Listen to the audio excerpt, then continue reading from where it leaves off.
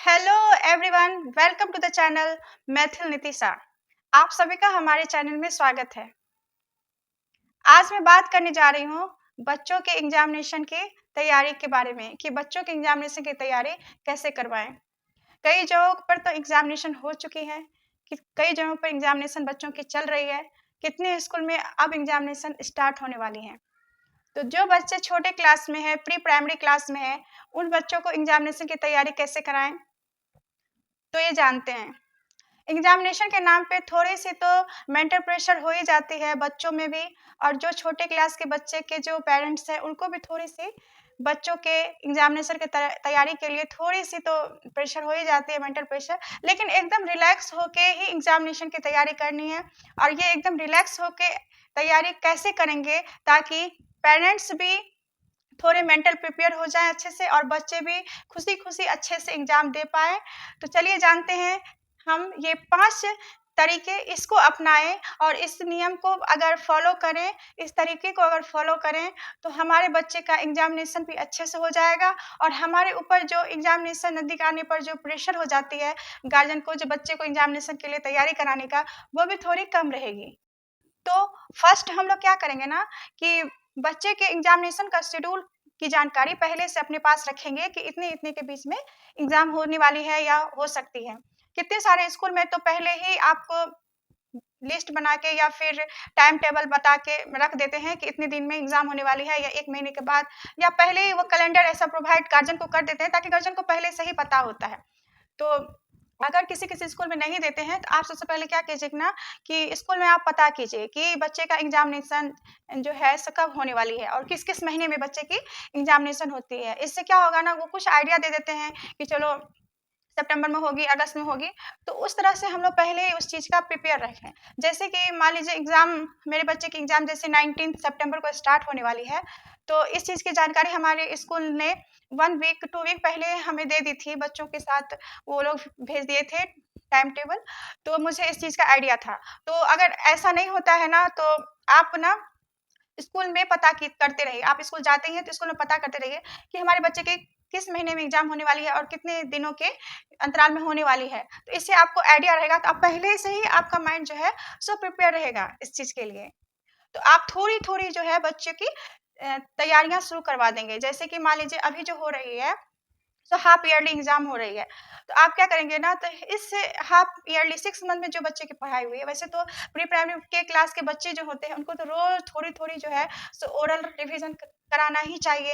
Written भले आप नहीं करवा रहे हैं, क्योंकि बच्चे ज़्यादा लिखना भी नहीं चाहते रहते हैं, तुरंत वो थक जाते हैं।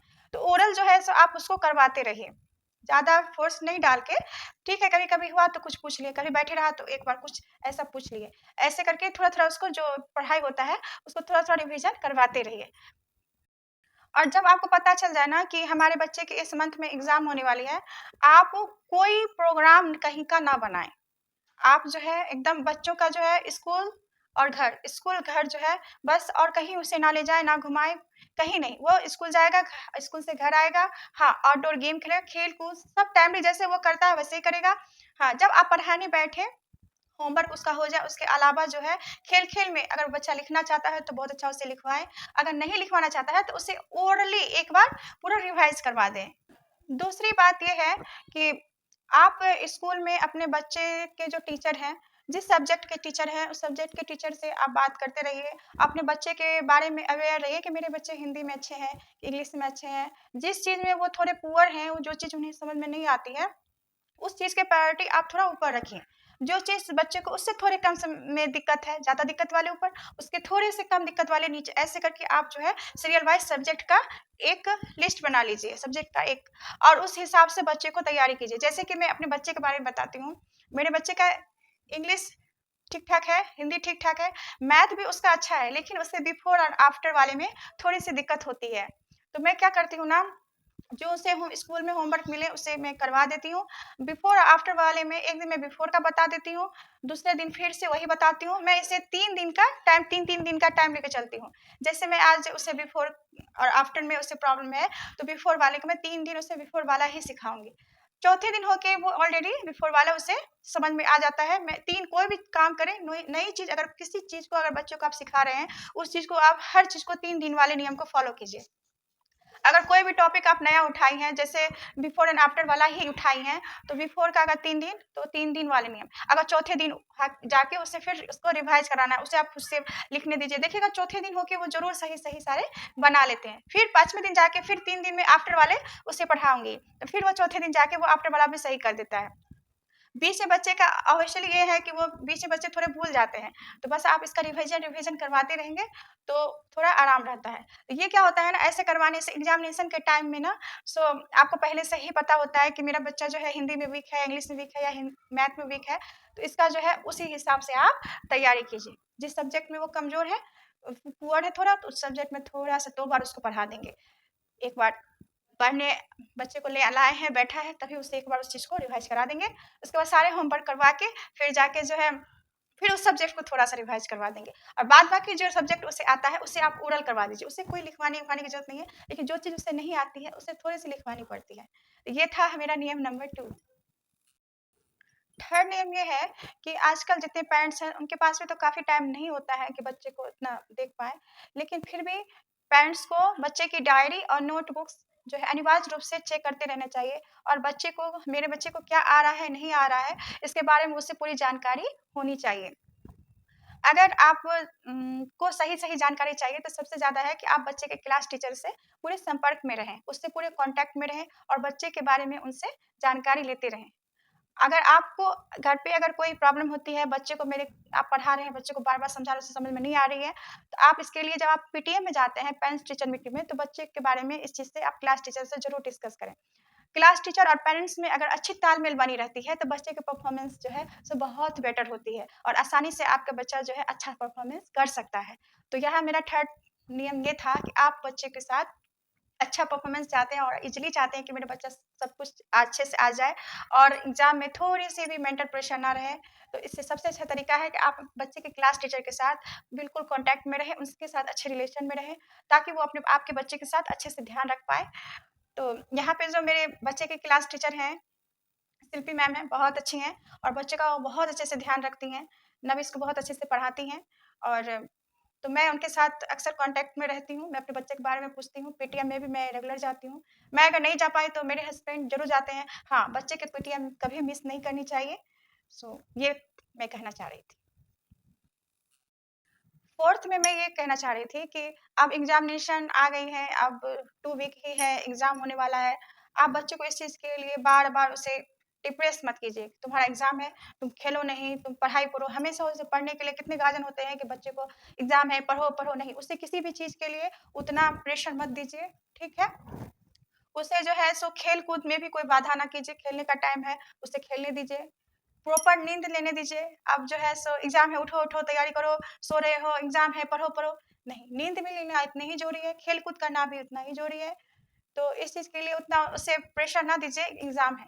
पढ़ाई के टाइम अगर बच्चे 1 घंटे भी अच्छे से पढ़ लेते हैं, मैं छोटे बच्चे के लिए बोलती हूँ आधा घंटे भी पढ़ लेते हैं, तो वो उसके लिए बहुत है। ये नहीं है कि एग्ज़ाम के टाइम में वो एक्स्ट्रा पढ़ लेगा तो एक्स्ट्रा नंबर आ जाएँगे, नहीं। इसीलिए है कि आप जो है एग्ज़ाम से कम 2 वीक पहले आप जो है थोड़े-थोड़े उससे पीछे वाले रिवीजन करवाते रहिए। और 2 वीक क्या, जब बच्चे 1 मंथ के पढ़ाई कंप्लीट कर लेते हैं, तो आप 1 मंथ का उसे रिवाइज़ कराते हैं, क्योंकि स्कूल में जो है बच्चे को नए-नए टॉपिक पढ़ाते हैं, नए-नए उसके सिलेबस होते हैं, क्योंकि उन लोग को तो सिलेबस भी तो कवरेज करना पड़ता है ना। तो आप वो उनका काम है वो करेंगे। आपका काम है जो बच्चे स्कूल से पढ़ के आए हैं, उसको जो है होमवर्क करवाना, उसको एक बार फिर जो स्कूल में पढ़े हैं उसको रिवाइज़ करवा देना। प्री प्राइमरी क्लास के बच्चे को क्या होता है ना कि वो स्कूल से जो पढ़ के आते हैं, उन्हें सेम एज़ होमवर्क उसे मिल जाती है। इससे बच्चे का 2 बार वो रिवीज़न हो जाता है। एक बार वो स्कूल में पढ़ा, एक बार बच्चे ने होमवर्क कर लिया, तो उसको वो चीज़ माइंड में सेट हो जाता है। तो ये जो है सो उसे एक बार रिवाइज़ करवा दीजिए। अब बीच-बीच में जो पीछे का पढ़ा हुआ रहता है, उसको थोड़ा-थोड़ा पूछते रहिए। जिससे क्या होगा, बच्चे को जो है एग्ज़ाम के टाइम में जो है, एक बार ही ऐसा नहीं लगेगा कि मुझे कुछ आ नहीं रहा है, मैं सब भूल गया हूँ, ऐसा उसे ना लगे। और 5वां ये कहना चाहूँगी कि अच्छे नंबर आने के लिए, अच्छे पढ़ाई करने के लिए सबसे ज़्यादा तो हेल्थ भी तो ज़रूरी है। बच्चे को खाने-पीने पे पूरा ध्यान दीजिए, ताकि उसका स्वास्थ्य अच्छा बना रहे। ये एग्ज़ाम के लिए ही नहीं है, ये हमेशा के लिए है। बच्चे के खाने-पीने पे ध्यान देंगे, अच्छा स्वास्थ्य अच्छा रहेगा, तो माइंड भी अच्छा रहेगा। बच्चे का अगर पेट भर जाए, तो बच्चे अच्छे से खुश होके रहते हैं। वही बच्चे चिड़चिड़ करते रहते हैं, जिनका पेट खाली रहता है।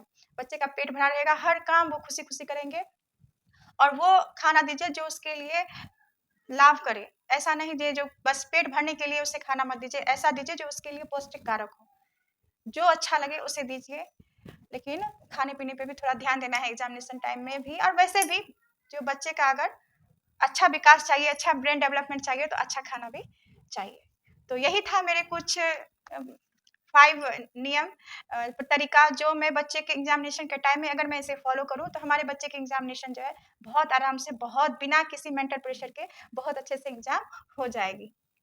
और बच्चे भी जो है थोड़ा-सा भी बर्डन फ़ील नहीं करेंगे, वो खुशी-खुशी एग्ज़ाम भी दे देंगे। तो यही था हमारा आज का ब्लॉग। अगर आप लोग को हमारा ब्लॉग अच्छा लगता है, तो प्लीज़ लाइक करें, शेयर करें, सब्सक्राइब करें। और अगर हमारे ब्लॉग के रिलेटेड अगर आपको कुछ पूछना है या कुछ कहना रहता है, तो आप मुझे कमेंट कर सकते हैं। थैंक यू, नमस्ते।